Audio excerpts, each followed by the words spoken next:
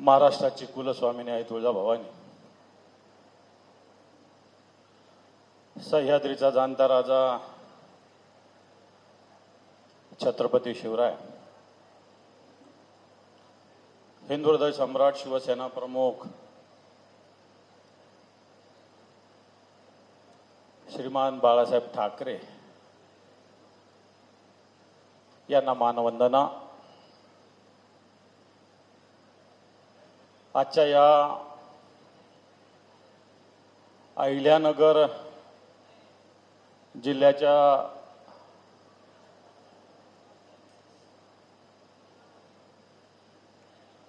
हे जरा शांत बसा।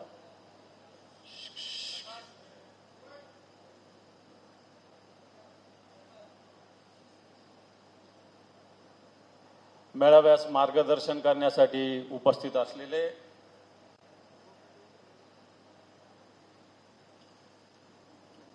ज्यांना आपण सौ दाऊद आणि एक राऊत म्हणून ओळखतो ते संजयजी राऊत साहेब, शिवसेनेचे ज्येष्ठ नेते माननीय चंद्रकांतजी खैरे साहेब, माझे विधिमंडळातले सहकारी, या जिल्ह्याचे संपर्क प्रमुख माननीय सुनीलजी शिंदे साहेब,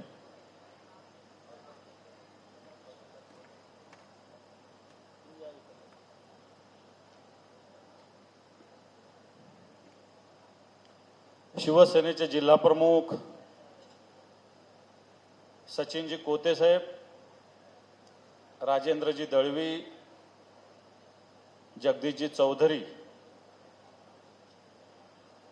इथं उपस्थित विधानसभेचे संपर्क प्रमुख सूर्यकांतजी शिंदे, सचिनजी चराटे, आशुतोषजी मार्कंडे, शिवसेनेचे उपनेते साजनजी पाचपुते, त्याचप्रमाणे सर्व उपजिल्हा प्रमुख रावजी नागरे, हरिभाऊ शेळके, सर्व उपजिल्हा प्रमुख इथे आहेत। त्याचप्रमाणे तालुका प्रमुख, युवा सेनेचे सर्व पदाधिकारी, महिला आघाडीच्या सर्व भगिनी, तालुका प्रमुख, सगळ्या तालुक्याचे तालुका प्रमुख, उपस्थित सर्व माता भगिनी आणि शिवसैनिक बांधवांनो, खरं तर कोणती निवडणूक नाही, कोणताही प्रचार नाही, कोणत्याही मताची भीक मागायला इथं आम्ही आलेलो नाही आत्ताच्या घडीला। आणि आत्ताच्या घडीला महाराष्ट्रात अशा पद्धतीनं बऱ्याच वेळेस आपल्या शिवसेनेला वेगवेगळ्या पद्धतीनं काही लोक टोचून बोलत असतात।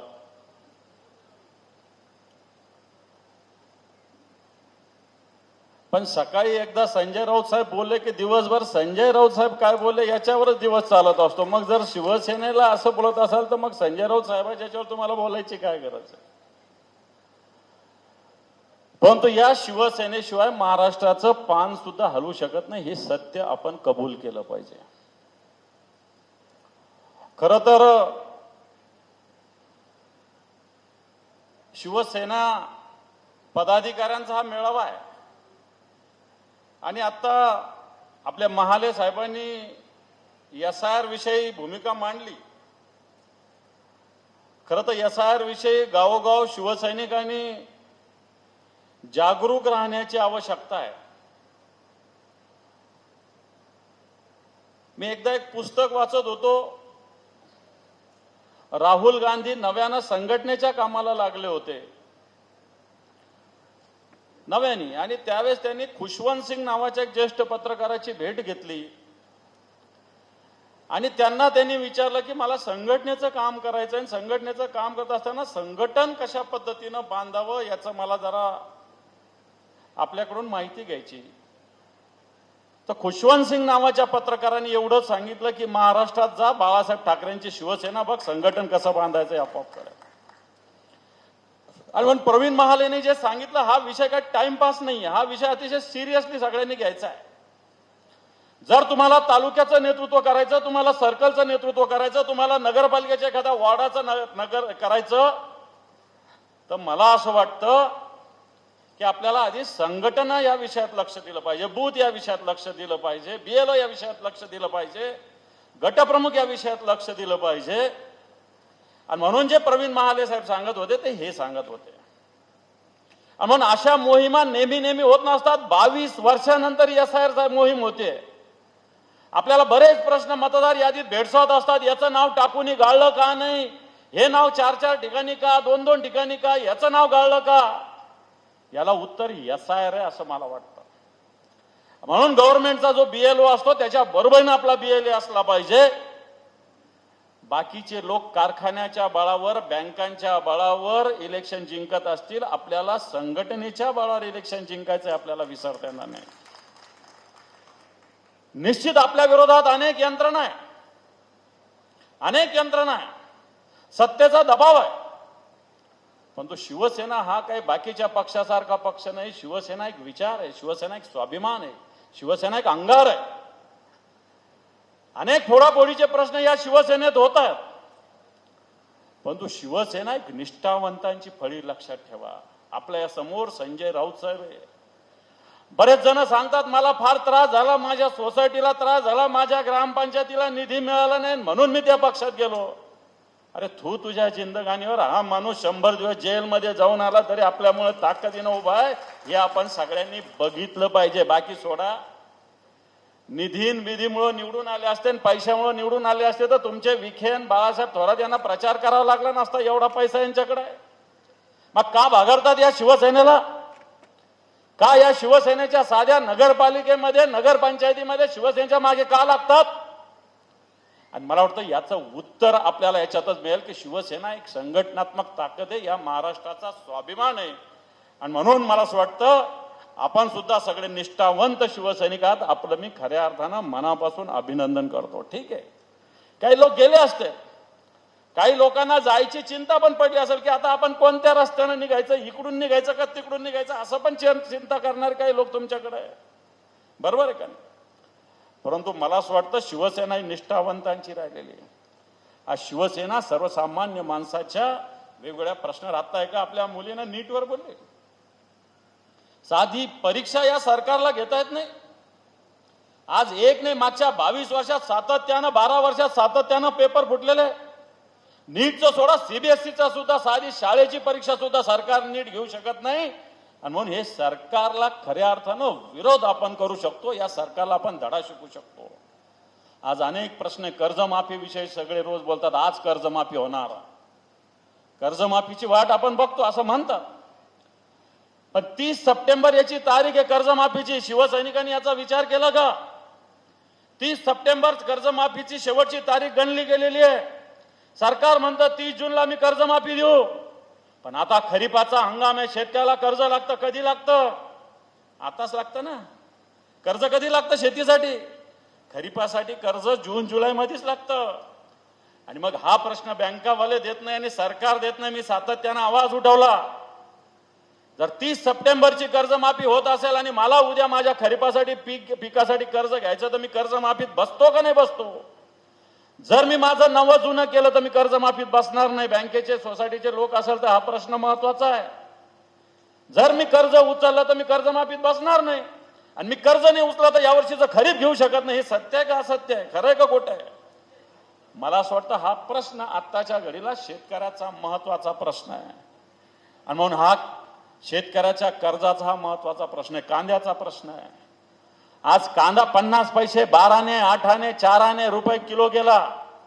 मी मुंबईला विचारलं तर मुंबईला 30 रुपये किलो कांदा आहे, आणि आपल्या इथल्या बाजारात गेलं तर ₹1.5 कांदा आहे. मुंबईच्या बाजारात 30 रुपये किलो कांदा आहे, मधले 29 रुपये जातात कुठं? नाफेड सारख्या संस्था या कर्ज, या कांदा खरेदीसारखी सरकार नेमू इच्छितात. या महाराष्ट्रात आज 130 लाख क्विंटल कांद्याचं उत्पादन, 130 लाख टन. 130 लाख टन असताना फक्त 2 लाख टन खरेदी करायला नाफेडला सांगतात. अजूनही नाफेड कुठं खरेदी करतं शेतकऱ्याला माहिती नाही. परंतु शेतकऱ्याचे प्रश्न सुद्धा शिवसैनिकांनी गावोगाव, तालुका न्याय हाती घेण्याची आवश्यकता आहे. आज पिकाला हमी भाव नाहीये. कोणतं पीक काय भावाने विकलं जाईल? मी कांदा घेईल, मी कापूस घेईल, मी ऊस घेईल, पण याला भाव काय मिळेल याची चिंता आहे मला. असं वाटतं बाजारात आज या शेतमालाला भाव नाही, हे सरकार, मोदीचं सरकार म्हटलं होतं की आम्ही शेतकऱ्याला हमी भाव देऊ, परंतु सरकार हमी भाव देऊ शकत नाही. आज तुमच्या या अहिल्यानगर जिल्ह्याचे मोठे मोठे नेते मंत्रिमंडळात काम करतात, पण आजही इथं यायला तुम्हीच बऱ्याच रस्त्याने आले. रस्ते कसे तुमचे इथले? खरे चांगले का खरे खराब आहे रस्ते?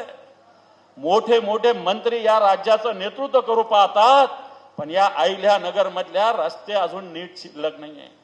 सिंचनाचा प्रश्न जसाच्या तसा या अहिल्यानगरचा, गावगाव पिण्याच्या पाण्याचा प्रश्न आहे.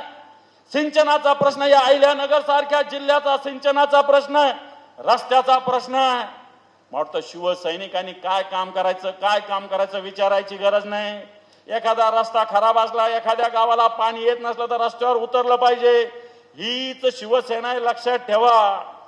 हीच शिवसेना आहे. मेळावा झाला, पुन्हा 4 महिन्यांनी दुसरा मेळावा, याला अर्थ नाही. मला येणाऱ्या काळामध्ये अशा पद्धतीनं आपल्याला उतरायची आवश्यकता आहे. आज औद्योगिक विकास या नगरचा नाहीये. या नगरमध्ये इंडस्ट्री नाहीये. ज्या इंडस्ट्री त्या बंद करण्यासाठी नगरचेच लोक प्रयत्न करतात, अशा प्रकारची स्थिती आहे. आणि म्हणून बांधवांनो, या नगरच्या प्रश्नाविषयी, अहिल्यानगरचं नाव तर अहिल्यानगर झालं, अहिल्यानगर तर झालं, परंतु याच अहिल्या देवीचा पुतळा काशीला भारतीय जनता पार्टीच्या लोकांनी कसा तोडला जाऊन बघा. अहिल्या देवी नाव देता, परंतु या अहिल्या देवीचा काशीचा पुतळा कशा पद्धतीनं या भारतीय जनता पार्टीच्या सरकारने तोडला. अहिल्या देवीच्या नावानं यात्रा काढता, परंतु या अहिल्या देवीच्या होळकरांचा विचाराचा अपमान सुद्धा हे भारतीय जनता पार्टीचं सरकार करत आलेले बांधवांनो. आणि म्हणून मी आपल्याला सांगेल की येणाऱ्या काळात शिवसेना संघटना बांधणी ही महत्वाची आहे. राजकीय शेतकऱ्यांचे प्रश्न हाती घेणं महत्वाचे आहे. मला वाटतं हे प्रश्न हाती घेऊनच आपण लढू. आज या राज्यात कायदा सुव्यवस्थेचा प्रश्न आहे. माता भगिनी, या राज्यात सगळ्यात जास्त मुली बेपत्ता होण्याचं प्रमाण या महाराष्ट्रात सगळ्यात जास्त या महाराष्ट्रात आहे. महिलांवर अत्याचाराचं प्रमाण या महाराष्ट्रात आहे. पुण्याला काल परवाच्या दिवशी विषारी दारू पिऊन 25 लोक बळी केले. म्हणजे मग मुंगळ्यासारखे आणि मुंगीसारखे आणि धुरळासारखे आज लोक मरतात, सरकारला काही घेणं देणं नाही, अशा प्रकारची स्थिती आहे. आणि म्हणून बांधवांनो, या सगळ्या विषयावर शिवसैनिक म्हणून आपल्याला आवाहन करतो की येणाऱ्या काळामध्ये आपल्याला मोठं आव्हान आहे, मोठे आंदोलन उभा करावं लागतं. या सत्ताधाऱ्याला देमाळ धरणी करा, धरणी ठाय करावं लागणार आहे. कारण हे सत्ताधारी माजलेले, लक्षात ठेवा. महाराष्ट्रात सत्तेची मस्ती या भारतीय जनता पार्टीची असेल की मिंदेंची असेल की अजितदादा पवारच्या गटाची असेल, ही जिरवण्याची शक्ती फक्त शिवसैनिकाच्या मनगटात आहे. आणि म्हणून शिवसैनिकाचं मनगटात मजबूत असलं पाहिजे. आपण साईबाबाच्या भूमीत आहे. साईबाबांना सांगितलेले श्रद्धा आणि सबुरी, या शिवसेनेवर श्रद्धा ठेवा आणि सबुरी ठेवा. येणारा काळ हा शिवसेनेचाच आहे, भगव्याचाच आहे, लक्षात ठेवा. आणि त्या हेतूने आपण येणार काळात काम करण्याचा संकल्प या मेळाव्याच्या निमित्तानं करा, अशा प्रकारचं आवाहन करतो आणि थांबतो. धन्यवाद. जय हिंद, जय महाराष्ट्र.